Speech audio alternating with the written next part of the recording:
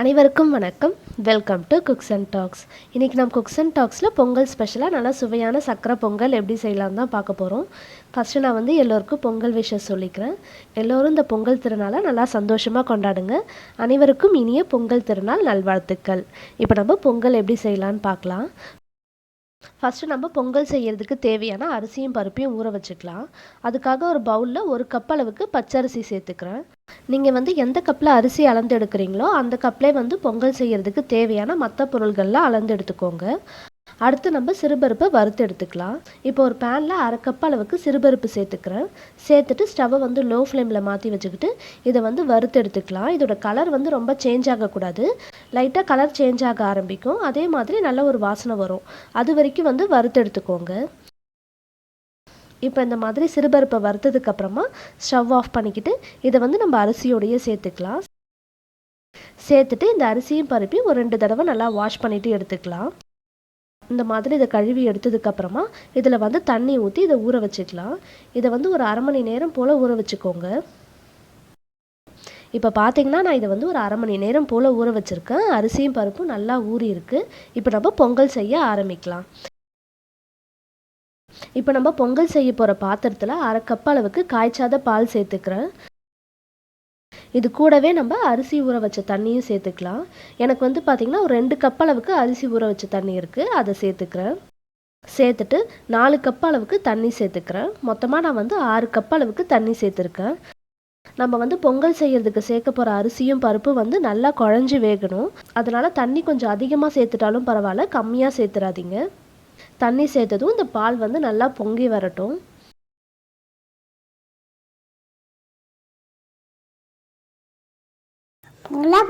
பொங்கல் பொங்கல்.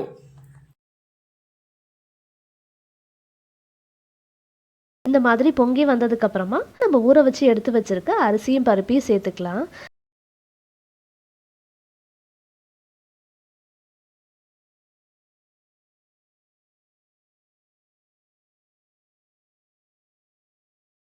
சேர்த்துட்டு இதை நல்லா கலந்து விட்டு ஸ்டவ்வை மீடியம் ஃப்ளேமில் மாற்றி வச்சுக்கிட்டு இதை நல்லா வேக வச்சு எடுத்துக்கலாம்.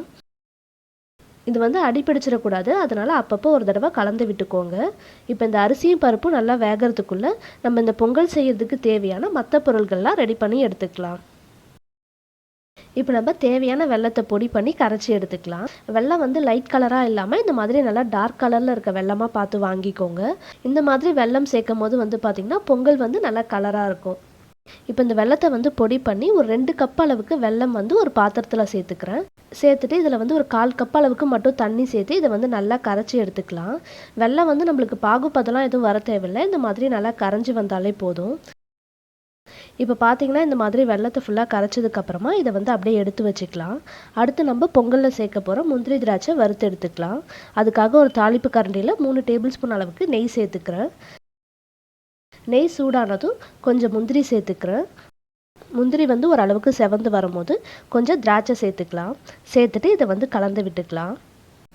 திராட்சை உப்பி வந்ததும் நம்ம ஸ்டவ் ஆஃப் பண்ணிக்கிட்டு இதை நல்லா கலந்து விட்டுக்கலாம். இந்த நெய்யோட சூடுலேயே இந்த திராட்சையும் முந்திரியும் நல்லா செவந்து வந்துடும். இப்போ இதை அப்படியே நம்ம எடுத்து வச்சுக்கிட்டு நம்ம வேக வச்சுருக்க அரிசியும் பருப்பும் எப்படி இருக்குன்னு பார்க்கலாம். இப்போ இதில் பார்த்திங்கன்னா நம்ம சேர்த்த தண்ணிலாம் ஓரளவுக்கு குறைஞ்சிருக்கு. இதுக்கப்புறம் இது அடிப்பிடிக்க ஆரம்பிச்சிடும். அதனால் ஸ்டவ்வை லோ ஃப்ளேமில் மாற்றி வச்சுக்கிட்டு அடிப்பிடிக்காத அளவுக்கு நல்லா கலந்து விட்டுக்கோங்க. நம்ம சேர்த்த அரிசியும் பருப்பும் நல்லா வெந்ததுக்கப்புறமா தான் நம்ம வெல்லம் சேர்க்கணும். அதனால் அரிசியும் பருப்பும் நல்லா வெந்து ஓரளவுக்கு குழஞ்சி வர வரைக்கும் ஸ்டவ்வை லோ ஃப்ளேம்லேயே வச்சு இதை கலந்து விட்டுக்கோங்க. இப்போ பார்த்திங்கன்னா நம்ம சேர்த்த தண்ணிலாம் நல்லா குறைஞ்சி அரிசியும் பருப்பு நல்லா வெந்திருக்கு. இப்போ நம்ம கரைச்சி வச்சுருக்க வெல்லத்தை சேர்த்துக்கலாம். நம்ம கரைச்சி வச்சுருக்க வெல்லத்தை இந்த மாதிரி ஒரு வடிகட்டி வச்சு அதில் இருக்க தூசி மண்ணெல்லாம் நல்லா வடிகட்டிட்டு சேர்த்துக்கோங்க.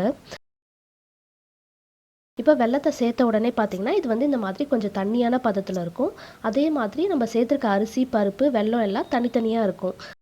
இதை நல்லா கலந்து விட்டுக்கிட்டே இருங்க. நம்ம சேர்த்துருக்க வெல்லம் அரிசி பருப்பு எல்லாம் நல்லா ஒன்றா சேர்ந்து நம்மளோட பொங்கல் நல்லா ஒரு சூப்பரான கலரோட நல்ல ஒரு கன்சிஸ்டன்சிக்கே வர வரைக்கும் இதை கலந்து விட்டுக்கிட்டே இருங்க.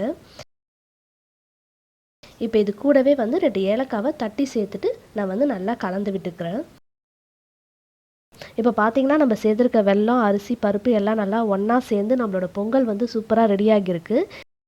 இப்போ இதில் நம்ம வறுத்து வச்சுருக்க முந்திரி திராட்சை சேர்த்து நல்லா கலந்து விட்டுக்கலாம். உங்களுக்கு வந்து இன்னும் கொஞ்சம் நிறையா நெய் வேணுன்னா கூட நீங்கள் இப்போ இதில் வந்து நெய் சேர்த்து கலந்து விட்டுக்கலாம். அவ்வளோதாங்க, நம்மளோட சுவையான பொங்கல் ரெடி ஆகிடுச்சு. இவ்வளோ நேரம் வீடியோ ஃபுல்லாக பார்த்ததுக்கு ரொம்பவே தேங்க்ஸ். நீங்களும் இந்த பொங்கலுக்கு இதே மாதிரி ட்ரை பண்ணி பார்த்துட்டு மறக்காமல் உங்களோட ஃபீட்பேக் கமெண்ட்டில் சொல்லுங்கள். இந்த வீடியோ உங்களுக்கு பிடிச்சிருந்ததுன்னா லைக் பண்ணுங்கள். உங்கள் ஃப்ரெண்ட்ஸ் அண்ட் ரிலேட்டிவ்ஸ் யாருக்காவது தேவைப்படும் நினச்சிங்கன்னா ஷேர் பண்ணுங்கள்.